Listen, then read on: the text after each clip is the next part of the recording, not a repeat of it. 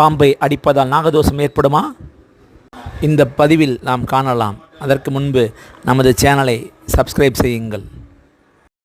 ஜாதகத்தில் சர்ப்பதோஷம் உள்ளவர்கள், முற்பிறவில் பாம்பை அடித்து கொன்றவர்கள் அல்லது துன்புறுத்தியவர்கள், அல்லது இப்பிறவியில் பாம்பை தெரிந்தோ தெரியாமலோ கொன்றவர்கள், அல்லது பிறந்த ஜாதகத்தில் ராகுகேது இடையே கிரகங்கள் அமைந்தால் நாகதோஷம் என்கின்ற இந்த பாம்பு தோஷம் ஏற்படுகிறது.